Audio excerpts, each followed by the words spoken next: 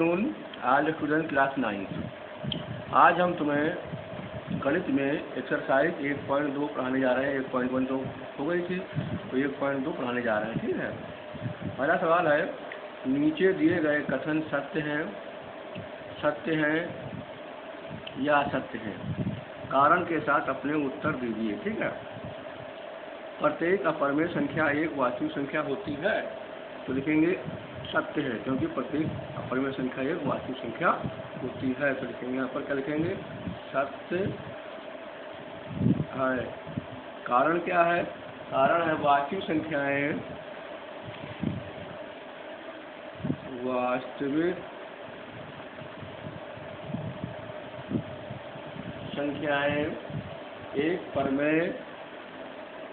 एक परमेय तथा अपरमेय संख्याओं का समूह होता है। ठीक है। दूसरा है, संख्या रेखा का प्रत्येक बिंदु अंडर रूट यम के रूप का होता है, जहाँ यम एक प्राकृतिक संख्या है। तो लिखेंगे असत्य है। असत्य है, क्योंकि प्रत्येक बिंदु रूट यम के रूप का नहीं होता है। क्यों नहीं होता है? जैसे मान लीजिए 3 एक वास्तविक संख्या है। 3 एक वास्तविक संख्या है, परंतु यह किसी भी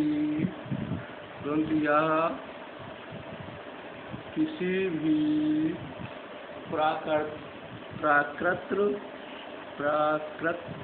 संख्या का वर्गमूल नहीं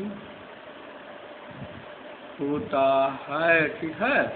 अगला सवाल है, तीसरा है, प्रत्येक वास्तविक संख्या एक अपरिमेय संख्या होती है। तो यह भी असत्य हो जाएगा, क्योंकि प्रत्येक वास्तविक संख्या एक अपरिमेय संख्या नहीं होती है, जबकि वो परिमेय संख्या होती है। तो लिखेंगे असत्य है। असत्य है। क्यों होती है? कारण देखो, 3 एक, मान लीजिए 3 एक वास्तविक संख्या है। 3 एक वास्तविक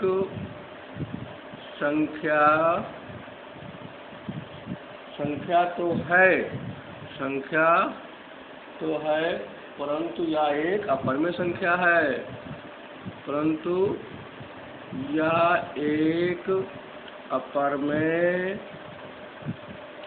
अपरिमेय संख्या नहीं है। ठीक है। लिखा है, प्रत्येक वास्तविक संख्या एक अपरिमेय संख्या होती है।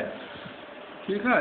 तो यह असत्य हो जाएगा, क्योंकि प्रत्येक वास्तविक संख्या एक परिमेय संख्या होती है। यह असत्य हो जाएगा। क्यों होता है? जैसे मान लें 3 एक वास्तविक संख्या तो है, परंतु यह एक अपरिमेय संख्या नहीं है। ठीक है। सवाल नंबर दूसरा है, क्या सभी धनात्मक पूर्णांक के वर्गमूल अपरिमेय होते हैं? यदि नहीं, तो एक ऐसी संख्या के वर्गमूल का उदाहरण दीजिए जो कि एक परिमेय संख्या है। ठीक है। तो लिखा है, क्या सभी धनात्मक पूर्णांक के वर्गमूल अपरिमेय होते हैं? नहीं होते हैं। ठीक है। लिखेंगे नहीं होते हैं। तो जैसे मान लीजिए √4 का वर्गमूल क्या होता है? 2 होता है, जो कि एक परिमेय संख्या है।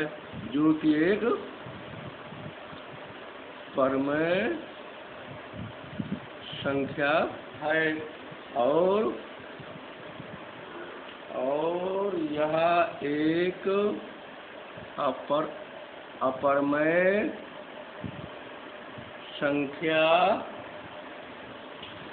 अपरिमेय संख्या नहीं है। ठीक है।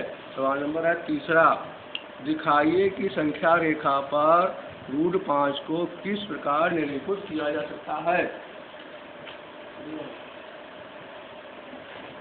लिखा है। तीसरा है, दिखाइए कि संख्या रेखा पर √5 को किस प्रकार निरूपित किया जा सकता है। तो ये सबसे पहले क्या करेंगे, संख्या रेखा खींचते हैं। क्या करते हैं, संख्या रेखा। तो हमने एक संख्या रेखा खींच लिया और ये यहाँ पर एक बिंदु ओ ले लिया। ठीक है, ये हो जाएगा -1, ये हो जाएगा -2, ये हो जाएगा -3 हो जाएगा। इधर से हो जाएंगे प्लस की, हो जाएगा +1, ये हो जाएगा +2 और ये हो जाएंगे +3। तो सर्वप्रथम हम बिंदु ओ से दूरी लेकर 2 इकाई दूरी लेते हैं, यानी कि ओ बिंदु से लेकर ए बिंदु तक की 2 इकाई की दूरी ले ली, यानी कि यहाँ से लेकर यहाँ तक की दूरी क्या हो गई, 2 इकाई हो गई। ठीक है, कितनी इकाई हो गई, 2, यानी ओ ए बराबर क्या करते हैं, 2 इकाई। ठीक है, ओ ए बराबर 2 इकाई खींचते हैं। ठीक है, तो ये हमने 2 ए दूरी ले लिया। अब इस पे बनाएंगे समकोण। तो प्रकाश पटरी की सहायता से इसको बनाते हैं 90 अंश का कोण। तो कैसे बनाते हैं, तो देख लीजिए, बना रहे हैं। ठीक है, इस पे 90 अंश का कोण बना रहे हैं हम। ये देखो कैसे बनेगा, ये देखो, ये एक चाप लगाया, तो इस बिंदु से एक चाप, ये चाप लगाएंगे। ठीक है, पहला चाप बनाता है 60 पे बनाता है, दूसरा चाप बनाएगा ये 120 पे। ठीक है, अब इस बिंदु से इस चाप से इस करेंगे, अर्धक करेंगे, तो इसका अर्धक हो जाएगा, जैसे मान लीजिए ये अर्धक हो जाता है, ये हो जाएगा और इसका अर्धक ये हो जाएगा। ठीक है, तो इसको आप मिला देते हैं, मिला दिया हमने। ठीक है, ये दूरी हमने मान लेते हैं एक इकाई का चाप लगा दिया। कितने इकाई का चाप लगा दिया, 1 इकाई का।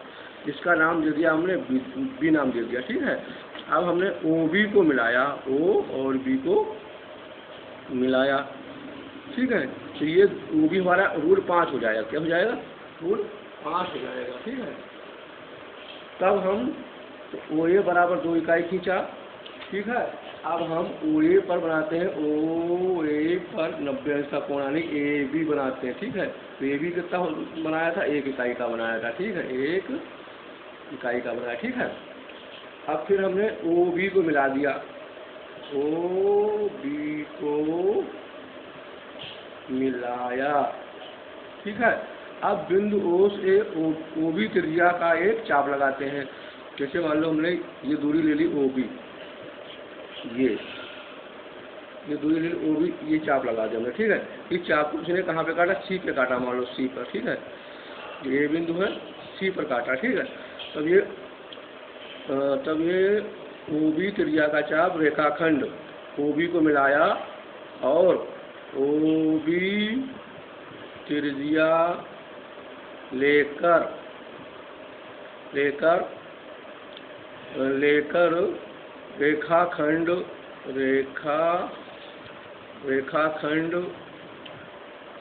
पर या रेखाखंड पर ओ बी रेखाखंड पर बिंदु सी पर काटता है, बिंदु सी पर काटता है। इस प्रकार ओ सी बराबर √5 इकाई का होगा। धन्यवाद।